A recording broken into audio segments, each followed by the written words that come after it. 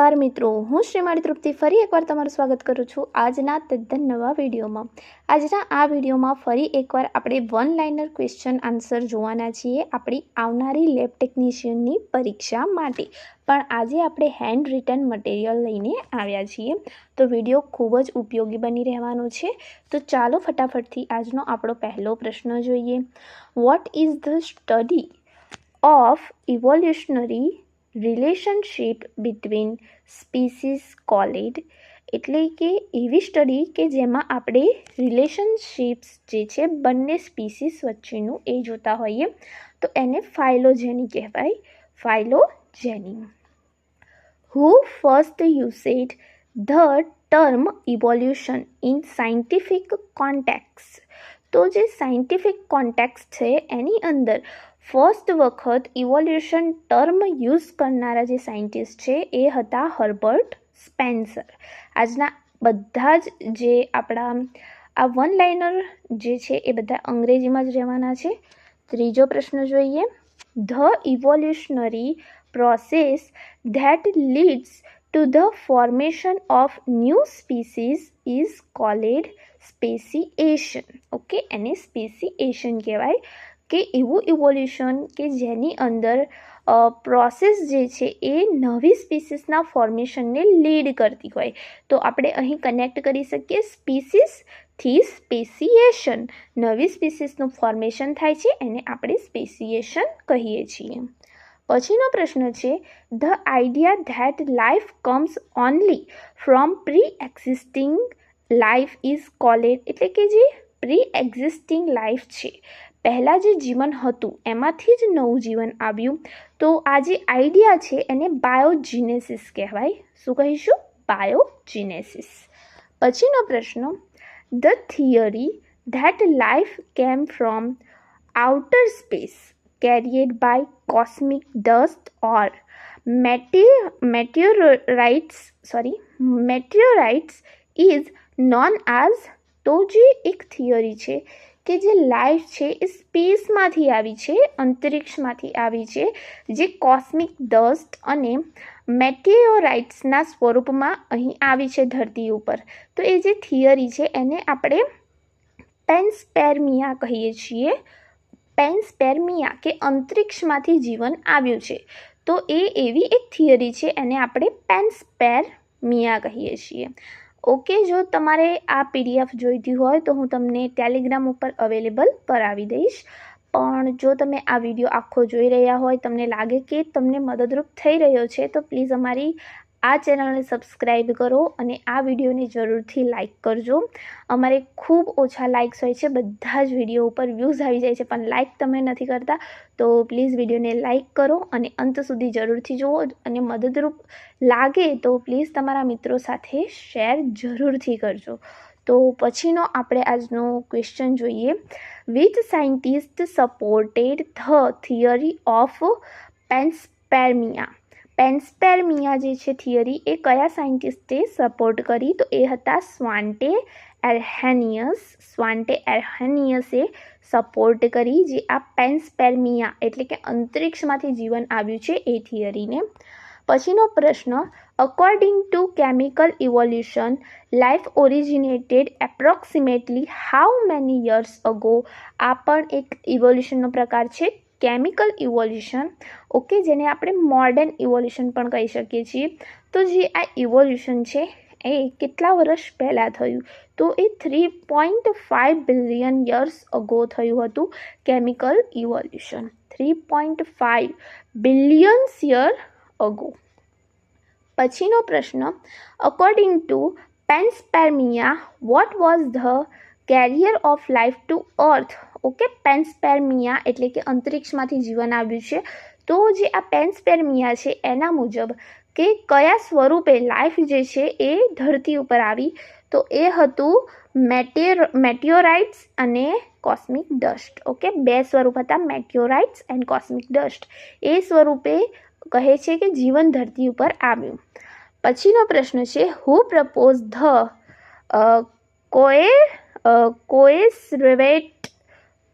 કોસર્વેટ theory for the origin of life, તો જે coacervate theory for the origin of life છે એ Alexander ઓપેરીને જે છે પ્રપોઝ કરી હતી, મૂકી હતી. Proposed the coacervate theory for the origin of life. તો એલેક્ઝાન્ડર ઓપેરી, ઓકે, એમને જે છે બુક લખી છે ઓરિજિન ઓફ લાઈફ. ઓકે, યાદ રાખીશું. એલેક્ઝાન્ડર ઓપેરીને બુક લખી છે origin of life. Which of the following gases was likely absent in Earth's primitive atmosphere. એનો અર્થ એ થાય છે કે જ્યારે પૃથ્વીનું નિર્માણ થયું હતું એનો જે પ્રિમિટિવ સ્ટેજ હતો તો ત્યારે જે એટમોસ્ફિયર છે એની અંદર કયા ગેસ હતા નહીં, કયો વાયુ નહોતો. તો અહીં ખાસ યાદ રાખીશું, ઘણી બધી થિયરી એવી છે જે કહે છે કે જે ઓક્સિજન વાયુ છે એ પ્રિમેટિવ સ્ટેજ છે અર્થનો ત્યારે નહોતો, ઓક્સિજન વાયુ નહોતો. ઓકે, પછીનો પ્રશ્ન છે according to Oparin and Haldane the first forms of life were. તો પહેલું જે ફોર્મ હતું લાઈફનું એ એનએરોબિક હિટ્રોટ્રોફિક ઓર્ગેનિઝમ્સ હતું. તો એનએરોબિકનો અર્થ એવો થાય છે કે જે ઓક્સિજનની ગેરહાજરીમાં રહી શકે. કારણ કે આપણે પહેલાં જ વાત કરી કે એવું માનવામાં આવે છે કે પૃથ્વીની શરૂઆતમાં ઓક્સિજન હતું જ નહીં, બરાબર. તો અકોર્ડિંગ ટુ ઓપેરિન એન્ડ હેન્ડલે the first form of life were anaerobic, obvious anaerobic જ હશે, ઓક્સિજન વગર જીવી શકે તેવું, બરાબર. અને હિટ્રોટ્રોફિક હશે. હિટ્રોટ્રોફિકનો અર્થ થાય છે કે જે બીજાના ઉપર આધાર રાખે છે, જે બીજી વસ્તુઓ ખાઈને જીવે છે. ઓકે, ફોટોટ્રોફિકનો અર્થ થાય છે જે પ્રકાશ સંશ્લેષણ કરી શકે છે, અને હેટ્રોટ્રોફિકનો અર્થ થાય છે બીજા ઉપર આધાર રાખે છે, નભે છે. ઓકે, પછીનો જે છે પ્રશ્ન છે the primordial soup theory is associated with which concept of origin of life. સો એ જે છે કેમિકલ ઇવોલ્યુશન સાથે સંકળાયેલું છે. જે આ સૂપ છે પ્રીમોર્ડિયલ સૂપ એ જે છે કેમિકલ ઇવોલ્યુશન સાથે સંકળાયેલું છે. એ એક પ્રકારનું પાણી છે. વોટરને એ પ્રકારનું નામ આપ્યું છે કે કંઈક એવું પાણી છે કે જેની અંદરથી લાઈફ ઇવોલ્વ થઈ છે, બરાબર. આપણે બધા ઉત્ક્રાંતિ પામ્યા છીએ તો એને નામ આપ્યું છે સાયન્ટિસ્ટે primordial soup. Okay, who propose the coacervate theory for the origin of life. તો એ એલેક્ઝાન્ડર ઓપેરીને જે છે આપી હતી coacervate theory for the origin of life. અહીં જે ઓપેરીન છે એલેક્ઝાન્ડર ઓપેરીન એમને પ્રીમોર્ડિયલ સૂપ નામ આપ્યું એવા પાણીને કે જેમાંથી જીવ ઉત્પન્ન થયો. અને હેલ્ડને એમને નામ આપ્યું હોટ ડાયલ્યુટ સૂપ. ઓકે, હેલ્ડને નામ આપ્યું હોટ ડાયલ્યુટ સૂપ એ જ વસ્તુને કે જેમાંથી જીવ આવ્યો એવા પાણીને, અને ઓપેરીને નામ આપ્યું પ્રીમોર્ડિયલ સૂપ. ઓકે, યાદ રાખીશું. પછીનો પ્રશ્ન પેરોક્સિઝોમ્સ contains enzymes that help break down. તો એ છે હાઇડ્રોજન પેરોક્સાઇડ.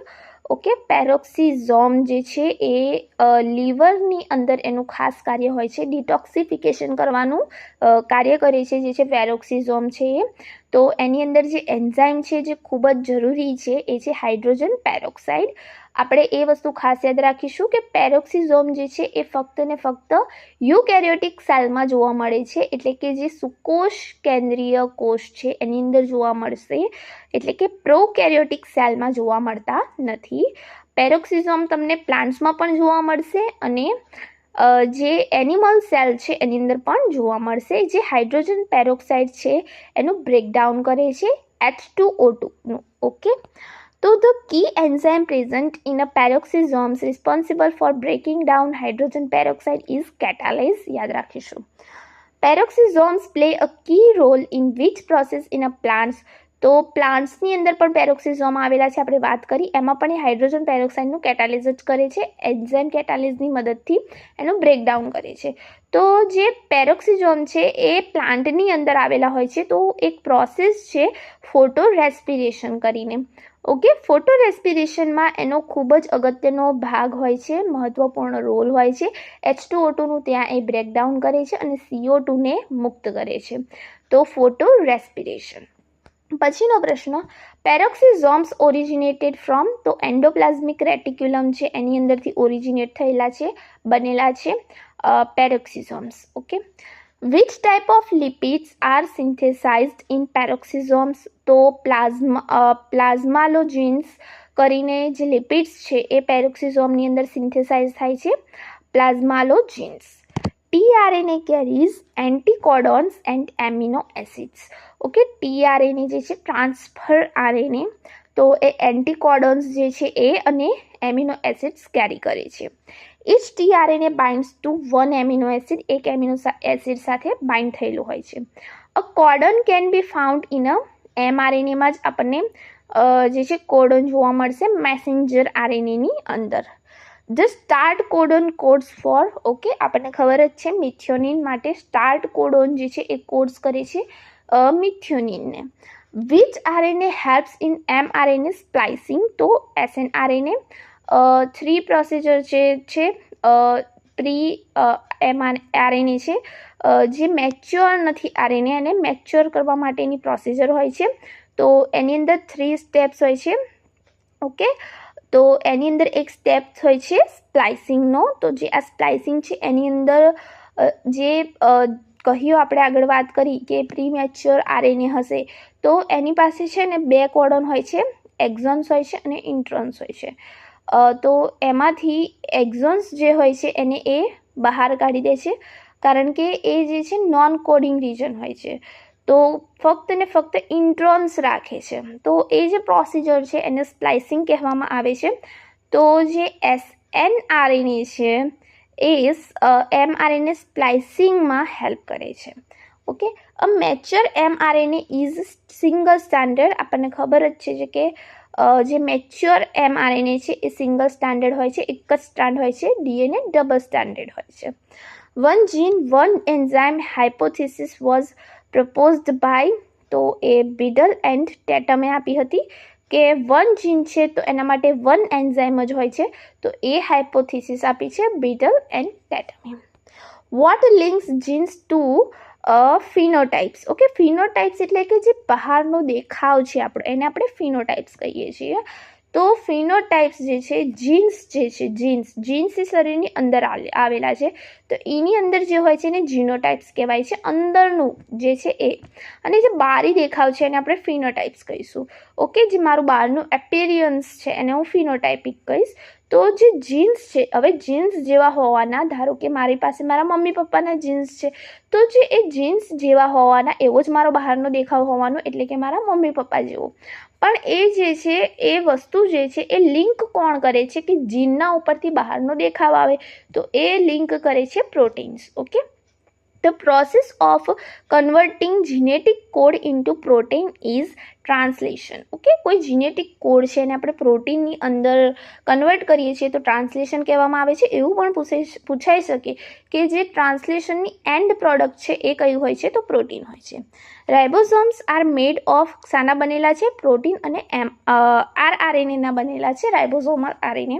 તો પ્રોટીન અને RNA રાઇબોસોમ્સ બનેલા છે. In eukaryotes, mRNA undergoes processing before translation. This is called splicing. આગળ જ વાત કરી. ઓકે, 2 કોડોન આવેલી હોય છે. તો અહીં જે છે પહેલાં એ શામાં જશે? સ્પ્લાઇસિંગમાં જશે, મેચ્યોર થશે RNA અને પછી શું થશે? ટ્રાન્સલેશન થશે. Okay, translation is the process of, તો શાની પ્રોસેસ છે? તો પ્રોટીનનું સિન્થેસિસ થશે mRNA માંથી. શું બનશે ટ્રાન્સલેશનમાં? પ્રોટીન બનશે. શામાંથી બનશે? mRNA માંથી બનશે. ટ્રાન્સક્રિપ્શનમાં શું થશે? તો જે છે ડીએનએ છે એમાંથી આરએનએનું સિન્થેસિસ થશે. ઓકે, આરએનએ બનશે, શામાંથી બનશે? ડીએનએમાંથી બનશે. Okay, transcription is the process of RNA synthesis from DNA. Which mutation has no effect on phenotype? તો જે સાયલેન્ટ મ્યુટેશન છે એની કોઈ ઇફેક્ટ જે છે ફિનોટાઇપ ઉપર થતી નથી. ઓકે, જે ટ્રાન્સિશન મ્યુટેશન છે એમાં પ્યુરિન ટુ પ્યુરિન ચેન્જ થાય છે અને ટ્રાન્સવર્શન મ્યુટેશન છે એમાં પ્યુરિન ટુ પિરામિડિન ચેન્જ થાય છે. એમ્સ ટેસ્ટ જે છે એ યુઝ થાય છે ડિટેક્શન કરવા માટે કાર્સિનોજેન્સ. ઓકે, અને જે ઓર્ગેનિઝમ્સ આની અંદર યુઝ થાય છે એમ્સ ટેસ્ટમાં એ છે salmonella. Okay, which organisms is used in Ames test is salmonella. Common cause of spontaneous mutation. તો જે કોમન કોઝ છે એ જે ડીએનએ રેપ્લિકેશનની અંદર જો કોઈ એરર આવી ગયું હોય તો સ્પોન્ટેનિયસ મ્યુટેશન થાય છે. ઓકે, નેચરલી અકર છે આ મ્યુટેશન જે છે, નેચરલી જે થાય એને સ્પોન્ટેનિયસ કહેવાય, અને જે બહારના કોઈ તત્વ એવા છે આપણે અસર કરાય તો એને ઇન્ડ્યુસેડ મ્યુટેશન કહેવાય. તો આજે ડીએનએ રેપ્લિકેશનની અંદર એરર આવી તો એને સ્પોન્ટેનિયસ મ્યુટેશન કહી શકાય. તો નોનસેન્સ મ્યુટેશન કોને કહેવાય? તો સ્ટોપ થઈ જાય કોડન, ઇયરલી સ્ટોપ થઈ જાય, બહુ પહેલાં રોકાઈ જાય, તો એને આપણે નોનસેન્સ મ્યુટેશન લીડ્સ ટુ શું થશે નોનસેન્સ મ્યુટેશનમાં? તો ઇયરલી સ્ટોપ કોડન.